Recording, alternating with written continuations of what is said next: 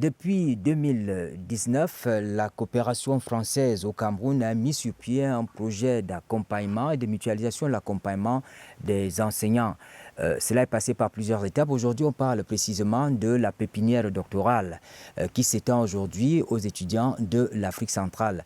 Nous parlons de ce projet en ce moment parce que nous sommes rendus à la 4e édition et nous avons avec nous le président du comité d'organisation de cette activité. Merci beaucoup, professeur Koyeb. Merci de nous rendre visite une fois de plus. Merci, Séverin. Alors, c'est une activité qui est courante. Mais la première question qu'on vous pose, cette année 2025, qu'est-ce qui change fondamentalement? Ce qui change, c'est qu'on s'adapte à la dynamique des mutations de l'environnement socio-économique de la sous-région CEMAC. Donc cette année, avec l'ambassade de France et le service d'action de la coopération dont l'attaché professeur Stéphanie Maïch, nous avons pensé, ceci avec les autres parties prenantes, qu'il fallait s'adapter à cette mouvance-là.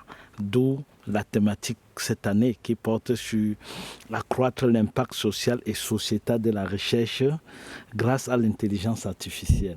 Vous savez que l'actualité ces jours-ci, pour ne pas dire en ce moment, c'est cette dynamique d'intelligence de l'IA qui s'incrustent dans nos comportements même. Oui, l'IA comme outil de facilitation de la recherche, oui. Mais comment cela est possible dans notre environnement qui est difficile, comme vous le rappelez? Vous savez, on est dans un environnement complexe où la grosse difficulté, c'est l'enclavement. Donc nous pensons qu'avec la pépinière doctorale, qui aujourd'hui est à sa 6e édition, mais 4e sur le format pépinière, parce que depuis 2019, grâce à l'arrivée du professeur Igalens au Cameroun, grâce au ministre d'État et surtout à l'ambassade de France, qui a pensé créer cette dynamique de désenclavement de la recherche dans la sous-région. On a commencé par le Cameroun, mais aujourd'hui le projet s'étend à toute la sous-région CEMAC. L'objectif essentiel, c'est d'amener les jeunes à comprendre que la recherche, c'est un process. Et dans le process, il y a des outils. Ils ont besoin de la documentation. Compte tenu des difficultés des économies de nos sous-régions, ils ont parfois cette faiblesse-là d'accessibilité. Or, l'ambassade de France, les universités françaises, les laboratoires, nous donnent cette possibilité. Ces jeunes qui sont en thèse au Cameroun, qui ont la possibilité d'obtenir la bourse de recherche, ils vont dans des laboratoires et ont accès à la documentation nécessaire pour impacter sur les économies de la sous-région. Et fort heureusement pour nous, parce que nous partons sur un projet qui est l'impact social et sociétal. C'est-à-dire quoi? Qu'est-ce qu'une thèse aujourd'hui peut régler dans un environnement? Vous savez, on est passé d'une étape à une autre où on pensait que faire une thèse, c'était faire de la rhétorique. Mais est-ce que ce n'est pas une limite en vous focalisant simplement sur les sciences économiques et de gestion? Vous pourriez aussi tout aussi accompagner ceux qui font les sciences juridiques et d'autres disciplines. Effectivement, il y a un ensemble de projets mis en place à l'ambassade de France. Il y a le volet juridique qui est d'ailleurs porté par un aîné, le professeur Kenfa, qui est président de l'université Toulouse-Capitole et qui organise la préparation pour l'agrégation. Nous, au niveau de la pépinière, c'est un incubateur de production de savoir. Ça veut dire que, comme je disais tantôt, l'objectif, c'est qu'un jeune qui fait une thèse doit comprendre qu'il doit décomplexer. Et que la thèse, c'est qu'est-ce qu'il règle avec sa thèse dans son environnement. Vous sortez un peu des études d'ordre général? Absolument. Nous sommes dans la professionnalisation des enseignements. On est dans une dynamique où la sous-région, malgré les richesses du sous-sol et autres, reste une des sous-régions les plus enclavée et économiquement non dynamique. Or, créer cette plus-value-là, c'est aller vers ce que j'appelle la transformation de nos richesses. Et pour ça, il faut des acteurs. Les acteurs, c'est d'abord, maintenant, on se limite à présent dans tout ce qui est socio-économique, c'est-à-dire éco et gestion. Et grâce à ce projet que nous portons, on essaie de mettre en mouvance. Mais il faut comprendre, comme je dis, je suis un gestionnaire. Hein. Nous, les gestionnaires, c'est une science transversale. C'est la science de l'action. Ça veut dire un jeune qui porte une thèse doit pouvoir amener une contribution à la résolution des problèmes de la sous-région SEMAC. Alors, le projet pépinière doctorale règle le problème de l'enclavement des doctorants. Vous avez dit que, à travers vous, ceux qui n'ont pas la possibilité de bénéficier des financements pour la recherche, ils peuvent le faire. Ça règle également le problème de participation aux colloques et autres. Maintenant, que faites-vous des candidatures féminines? Parce qu'on a tendance à croire que vous faites plus pour les garçons que pour les filles. Je dirais non, parce qu'en termes de statistiques, on a pratiquement 60-40 depuis 2019. Tous ceux qui obtiennent des bourses, on a toujours les filles. Hein. On a d'ailleurs une jeune petite sœur qui, depuis quelques années, essaye de bousculer les lignes.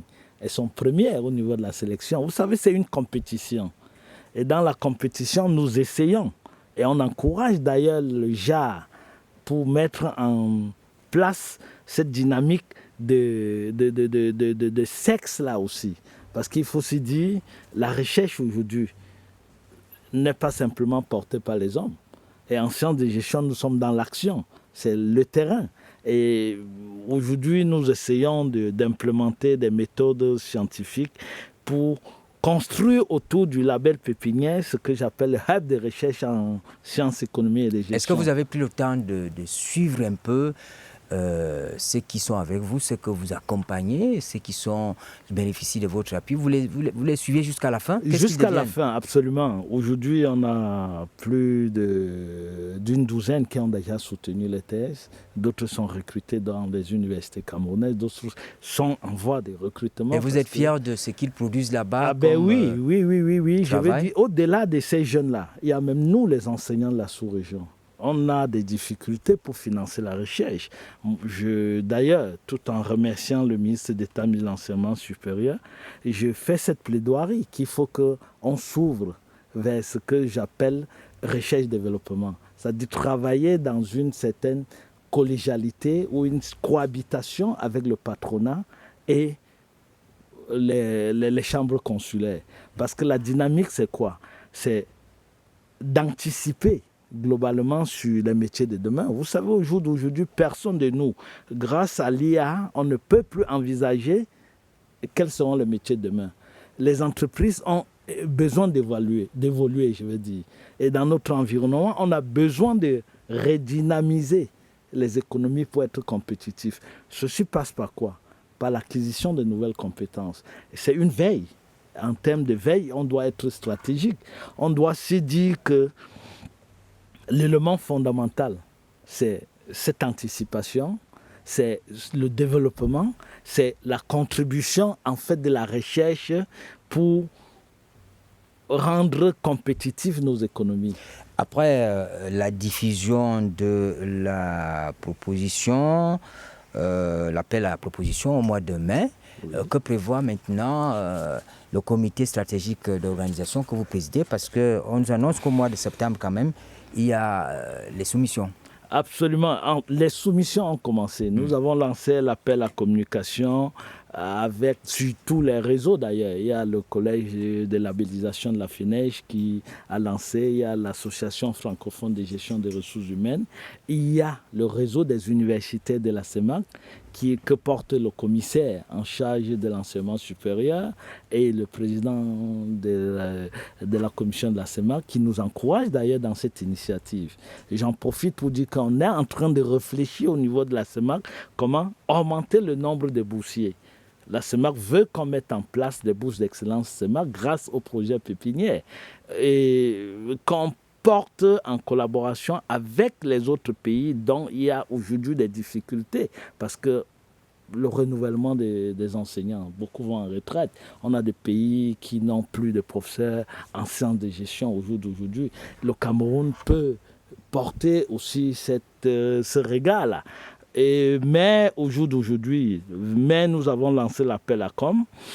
Le 10 septembre, c'est le délai de soumission. Les jeunes peuvent aller sur toutes les plateformes. D'ailleurs, sur scienceconférence.org, qu'ils envoient leur projet. Et une fois que nous recevons ce projet, au mois de septembre, le 19 plus précisément, il y aura un jury de sélection. On encourage les candidatures féminines de la sous-région parce que c'est très important. Et merci. Une fois que tout ceci sera mis en place, on sélectionne les meilleurs projets. Généralement, du 25 au 27 novembre, pendant la compétition, seuls les meilleurs projets retenus présenteront leur projet de recherche en vue de bénéficier de la bourse de mobilité. Professeur Bertin Léopold Kwayeb, merci de nous avoir rendu visite et de nous permettre de comprendre ce concept. Merci beaucoup. Je vous remercie. Je remercie d'ailleurs le directeur général CIATV qui ne cesse d'accompagner ce projet. Depuis 2019, on a cette chance que la CIATV est un partenaire majeur. Et pour ça, je tiens à dire au nom de tout le comité d'organisation et au nom de l'ambassade de France qui porte le projet, et que nous restons dans une dynamique de co-construction des compétences pour notre sous-région. C'est la fin de cette édition de Politics. Nous parlons d'un concept qui concerne les doctorants dans la zone CEMAC. Il s'agit du projet pépinière doctorale qui est aujourd'hui à la 4e édition. Et nous avons reçu le professeur Bertin Léopold Kwayeb qui est venu nous rendre visite. Merci de nous avoir suivis et bonne suite des programmes sur la CIATV. Merci.